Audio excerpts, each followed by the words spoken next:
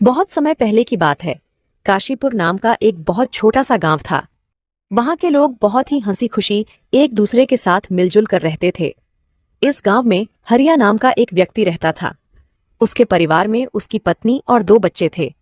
हरिया के पास 2 गायें थीं, जिनका दूध बेचकर वह अपने जीवन निर्वाह करता था।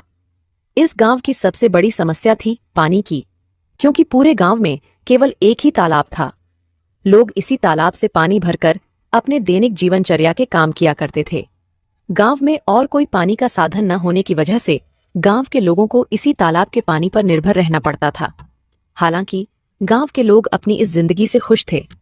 कुछ समय यूं ही हंसी खुशी बीत जाता है, लेकिन एक दिन जब गांव के कुछ लोग तालाब पर पानी भरने जाते हैं तो देखते हैं कि तालाब में बड़े बड़े मगरमच्छों ने कब्जा कर लिया है। अब लोग तालाब से पानी भरना छोड़ देते हैं, क्योंकि मगरमच्छ उन्हें मार सकते थे। थोड़े दिन बाद कुछ लोगों ने हिम्मत करके उस तालाब से पानी लाने की कोशिश की, मगर तालाब के मगरमच्छ उन्हें भी मारकर खा गए। इस घटना से पूरे गांव में भय और हड़कंप मच गया। अरे देखो भाई लोग, तालाब के इन बड़े बड़े मगरमच्छों ने हमारे गांव के 2 लोगों को मार दिया। अगर ऐसा ही चलता रहा तो धीरे धीरे ये पूरा गांव खत्म हो जाए। हाँ भाई रामू, अगर हम इन मगरमच्छ के निवाले नहीं भी बने तो भी बूंद बूंद पानी को तरस तरस कर मर जाएंगे। हाँ भाई लोग, ये तो बहुत बड़ी समस्या हो गई है। अगर हम तालाब के पास भी जाएंगे तो ये मगरमच्छ हमें मार डालेंगे। लेकिन बिना पानी के हमारा गुजारा कैसे होगा? हमें कुछ करना पड़ेगा। तुम सही कह रहे हो चंदन, हमें तुरंत पंचायत बुलानी चाहिए और सरपंच जी को बताना चाहिए। हाँ, चलो सरपंच जी के पास चलते हैं, अब वही कुछ कर सकते हैं। गांव के लोग मिलकर पंचायत में सरपंच जी के पास जाते हैं और अपनी समस्या बताते हैं। हाँ सरपंच जी, मगरमच्छ बहुत खतरनाक होते हैं। अगर हम तालाब के पास गए तो हमारी जान को खतरा हो सकता है। हाँ, सरपंच जी हरिया सही कह रहा है। हमने देखा कि कुछ लोग पानी भरने गए थे और मगरमच्छों ने उन पर हमला कर दिया। हाँ भाइयों, यह समस्या सच में गंभीर है, लेकिन हमें इसका कोई समाधान निकालना होगा। एक व्यक्ति है जो हमें इस समस्या से निकलने के लिए कोई बेहतर सुझाव दे सकता है। वह है मुखिया हरिलाल। हमें इस बारे में हरिलाल से बात करनी चाहिए। वह गांव के सबसे अक्लमंद इंसान है। वह इस समस्या का कोई ना कोई हल निकाल ही लेंगे। राजू और बिरजू, तुम दोनों मुखिया के घर जाओ और उनसे कहो कि सरपंच जी ने उन्हें तुरंत याद किया है। दोनों सेवक मुखिया के घर जाते हैं और मुखिया को ले आते हैं। सरपंच जी, कहिए, आपने हमें कैसे याद किया? हरिलाल, हमारे गांव के तालाब पर मगरमच्छों ने कब्जा कर लिया है और लोगों को पानी के लिए बहुत समस्या हो रही है। अब तुम उनकी समस्या का कोई समाधान निकालो। मुझे तो कुछ समझ ही नहीं आ रहा, आखिर उन मगरमच्छों से कैसे छुटकारा पाया जाए। मुखिया गहरी सोच में पड़ जाता है और फिर उसको एक उपाय सोचता है और वह सरपंच जी से कहता है। सरपंच जी, मगरमच्छों से लड़ना आसान नहीं है। हमें एक दूसरा तालाब बनाना होगा। यह काम आसान नहीं होगा, लेकिन अगर हम सब मिलकर मेहनत करेंगे तो नया तालाब जल्दी ही बन जाएगा। मुखिया जी, आप बिल्कुल सही कह रहे हैं। हम सब मिलकर मेहनत करेंगे और नया तालाब बनाएंगे। हाँ, हमें मिलकर काम करना होगा। इस समस्या का यही समाधान है। चलो फिर, कल से ही हम नया तालाब खोदने का काम शुरू करते हैं। सभी गांव वाले मिलकर काम करेंगे और पानी की समस्या से जल्द ही निजात पाएंगे। गांव वाले मुखिया जी के सुझाव से सहमत होते हैं और अगले दिन से ही तालाब खोदने का काम शुरू कर देते हैं। कुछ ही दिनों की मेहनत और मशक्कत के बाद आखिरकार गांव के लोगों ने मिलकर एक बहुत ही गहरा तालाब खोद लिया। बस फिर क्या था, वर्षा ऋतु का मौसम भी आ गया और गांव में जोरदार बारिश शुरू हो गई। बारिश से वह तालाब लबालब पानी से भर गया, जिसे देख गांव के लोग बहुत खुश हुए।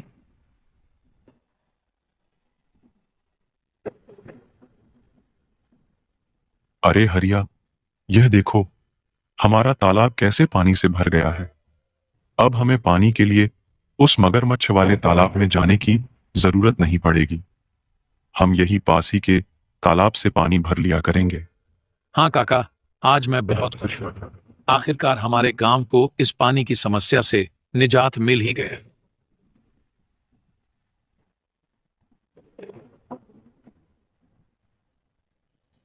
ऐसे ही कुछ दिन हंसी खुशी बीत जाते हैं।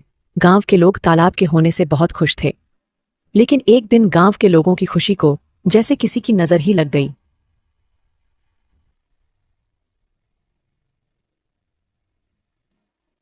सुनिए जरा, ये तालाब से मटकी भरकर ले आना। घर में पानी खत्म हो गया है। और हाँ, थोड़ा जल्दी आना। वहाँ गांव वाले लोगों से बातें करने मत बैठ जाना जब तक मैं आपके लिए गाय का दूध निकाल देती हूँ। ठीक है राधा, लाओ 2 मटकी मुझे, मैं अभी पानी भर लाता हूँ। जब हरिया मटकी लेकर तालाब के पास पहुंचा तो उसने देखा वहां पर मुखिया हरिलाल खड़ा है और वह गांव वालों से पैसे ले रहा है। हरिया ने एक व्यक्ति को रोककर पूछा, भैया क्या बात है? ये मुखिया जी किस चीज के पैसे ले रहे हैं? अरे भाई हरिया, क्या बताऊं अब तुम्हें। अब यह मुखिया जी हमसे इस पानी के पैसे ले रहे हैं।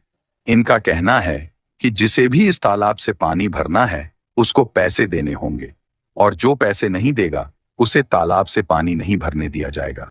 भगवान जाने अब इस गांव में क्या कहर आने वाला है। हरिया पानी भरने के लिए तालाब के पास खड़ा हो जाता है।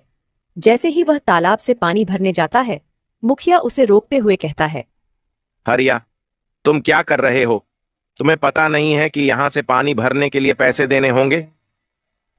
लेकिन यह तो गांव का तालाब है, यहाँ पानी भरने के लिए पैसे क्यों देने पड़ेंगे? यह नियम अब बदल गया है। यहाँ से पानी भरने के लिए हर किसी को पैसे देने होंगे। ये तो सरासर अन्याय है। ये तालाब सबके लिए है, हमने मिलकर इसे खुदा है। तुम पैसे कैसे मांग सकते हो? मुझे कानून मत सिखाओ, यह मेरा आदेश है, और जो इसे नहीं मानेगा उसे तालाब से पानी नहीं मिलेगा। यह बिल्कुल गलत है। मैं इस बात को जमींदार साहब के पास ले जाऊंगा। तुम्हें इसका जवाब देना होगा। जाओ जाओ, जमींदार साहब के पास जाओ। लेकिन तुमने इस बारे में जमींदार के सामने अपना मुंह भी खोला तो तुम्हें और तुम्हारे परिवार को इसके गंभीर परिणाम भुगतने पड़ सकते हैं। मेरी शिकायत करने से पहले एक बार अपने परिवार के बारे में भी सोच लेना। हरिलाल से पंगा लेना तुम्हारे परिवार पर भारी पड़ सकता है। ठीक है, मैं पैसे दे दूंगा, लेकिन याद रखना यह अन्याय ज्यादा दिनों तक नहीं चलेगा। हरिया मजबूरी में पैसे देकर पानी भरता है और वहां से चला जाता है। राधा, जो हम सब गांव वालों ने मिलकर तालाब खोदा था, मुखिया जी ने अब उस पानी भरने पर रोक लगा दी है। मुखिया ने कहा है कि अगर पानी चाहिए तो तुम्हें इस पानी की कीमत चुकानी होगी। ये मुखिया अपने आप को समझता क्या है? देख लेना, एक दिन इसके पापों का अंत जरूर होगा। हम गरीबों की इसे एक दिन हाय जरूर लगेगी। इतनी गर्मी में गरीबों से पानी के पैसे लेता है। देख लेना, एक दिन ये मुखिया बूंद बूंद पानी को तरसेगा। नहीं राधा, ऐसा मत कहो। कोई हमारे साथ बुरा करता है, इसका मतलब ये तो नहीं कि हम भी उसके साथ बुरा ही करें।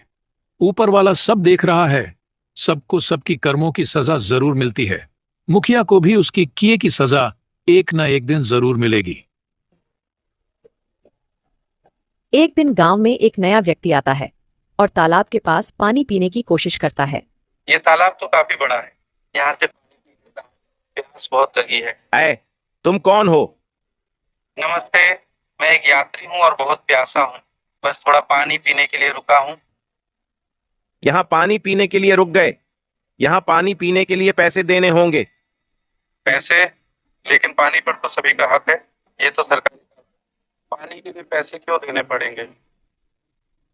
ये सरकारी तालाब नहीं, ये हमारा तालाब है। यहाँ पानी पीना है तो पैसे देने होंगे, नहीं तो चलते बनो। मुझे कानून मत सिखाओ, ये मेरा इलाका है और यहाँ मेरे नियम चलते हैं। अगर तुम्हें पानी पीना है तो पैसे दो, वरना चलते बनो। वह व्यक्ति बिना पानी पिए वहां से चला जाता है और सीधे जमींदार साहब के घर पहुंचता है। जमींदार साहब के घर के बाहर मुखिया के 2 आदमी खड़े थे। वह व्यक्ति से पूछते हैं, कौन हो तुम? तुम तो इस गांव के नहीं लगते। तुम यहाँ किस काम से आए हो? मैं जमींदार साहब से मिलने आया हूँ, उन्होंने ही मुझे बुलाया है। मेरा नाम मोहन है, मैं इस गांव का नया कलेक्टर हूँ। यह सुनकर वह दोनों आदमी उस व्यक्ति को अंदर जाने देते हैं। नमस्ते जमींदार जी, मैं इस जिले का नया कलेक्टर हूँ। मेरा नाम मोहन है। नमस्ते कलेक्टर साहब, आइए बैठिए। मुझे बताइए, आप यहाँ कैसे आए? जमींदार साहब, मैं यहाँ एक गंभीर समस्या के बारे में बात करने आया हूँ।